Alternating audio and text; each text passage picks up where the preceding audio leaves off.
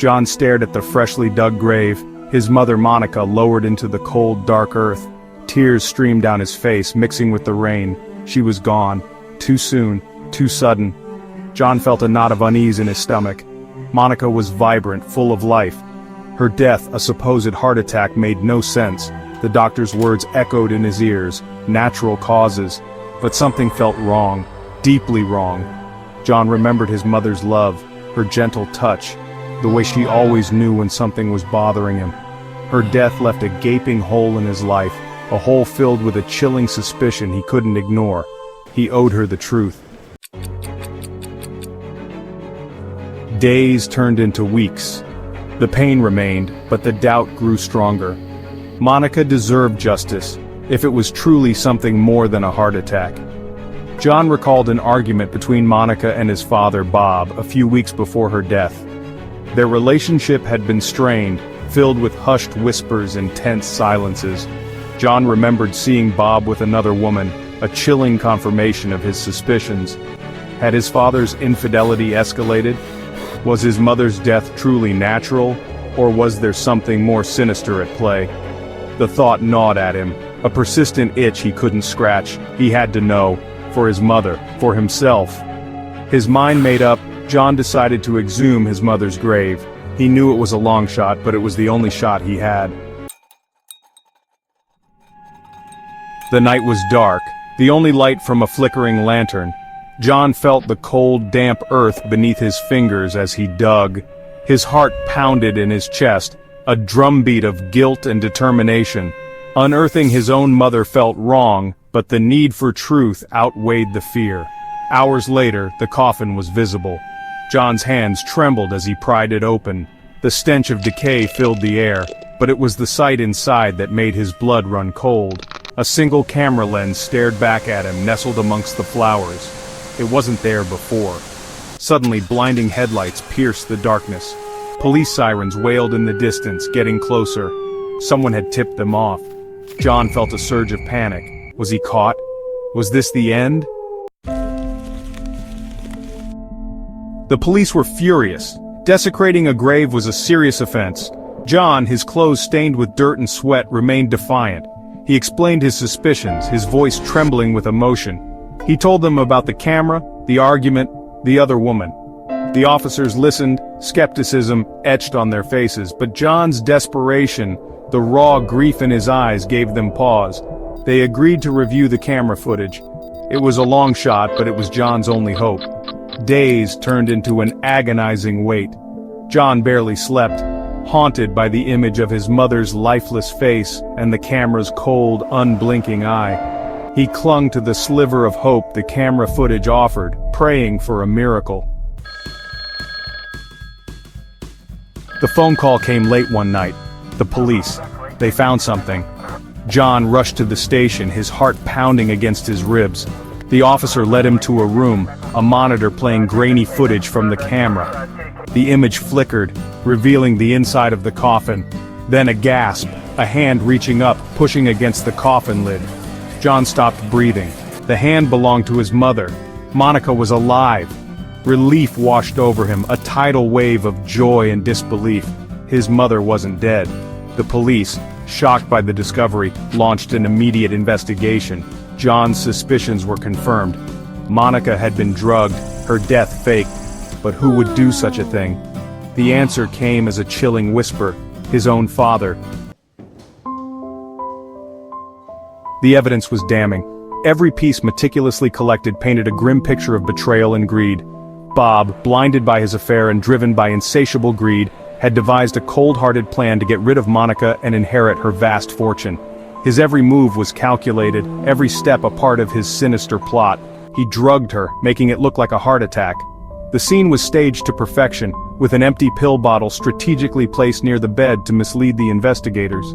The other woman, his accomplice in the scheme, helped him stage the whole thing.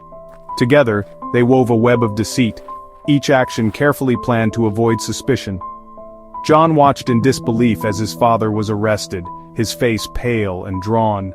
The shock of seeing his father in handcuffs was overwhelming, a moment that would be etched in his memory forever. The man who was supposed to protect him, to love him and his mother, had betrayed them in the most heinous way imaginable. The sense of betrayal cut deep, leaving scars that would never fully heal. The weight of his father's betrayal was a crushing blow. Bob confessed to everything, his voice devoid of any remorse. Each word he spoke was like a dagger to John's heart. His voice, devoid of remorse, sent chills down John's spine.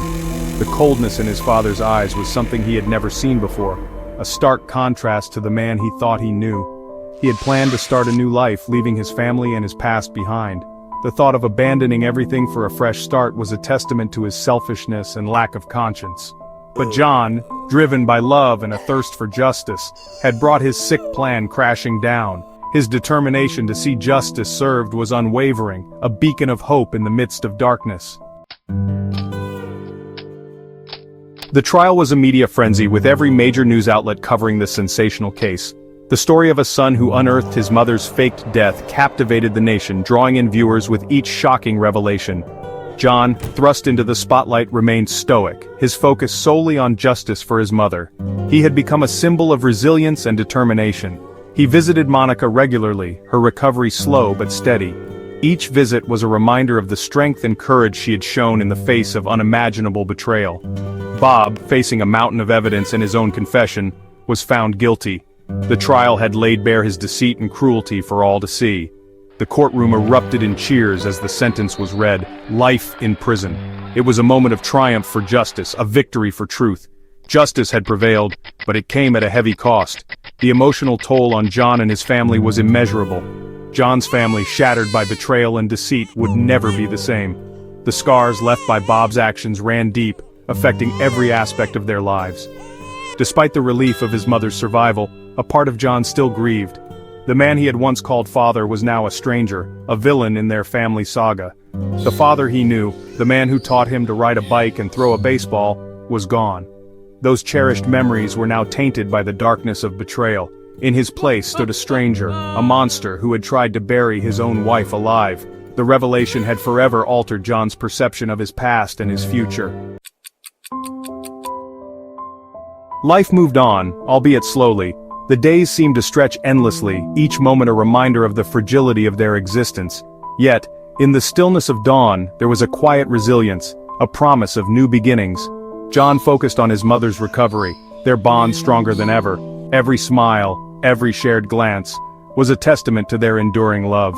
They found solace in each other's presence, a sanctuary from the chaos that had once engulfed their lives.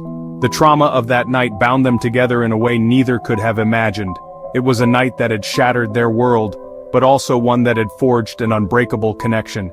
They clung to each other, finding strength in their shared pain. They rebuilt their lives brick by painful brick, the specter of Bob's betrayal fading with each passing day. Each new dawn brought with it a sense of hope, a chance to start anew. The city, once a backdrop to their sorrow, now symbolized their resilience. Monica, forever grateful for her son's unwavering love and determination, cherished every moment. She saw in him a reflection of her own strength, a beacon of hope that guided her through the darkest times. Their journey was far from over, but together, they faced it with courage. They spoke openly about the past, acknowledging the pain but refusing to let it define them.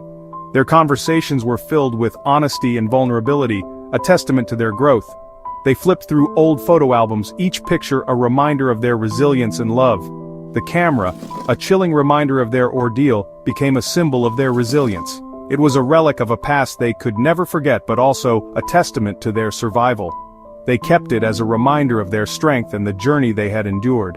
John learned a valuable lesson: love and truth, no matter how deeply buried, always find a way to surface. He found solace in books, in the wisdom of those who had walked similar paths. The horizon, with its promise of a new day, became a symbol of his journey. He embraced the future, carrying the weight of his experience with a newfound strength. Each step he took was a testament to his resilience, a promise to himself and his mother that they would not be defined by their past. His determination was unwavering, his spirit unbroken. His mother was alive, and they had each other. In the quiet moments, they found peace. In the laughter and the tears, they found healing. Their bond, forged in the crucible of their shared experience, was unbreakable. In the end, that was all that mattered. The world around them continued to change, but their love remained constant. As the sun set over the horizon, they knew that, together, they could face anything. Their journey was a testament to the enduring power of love and resilience.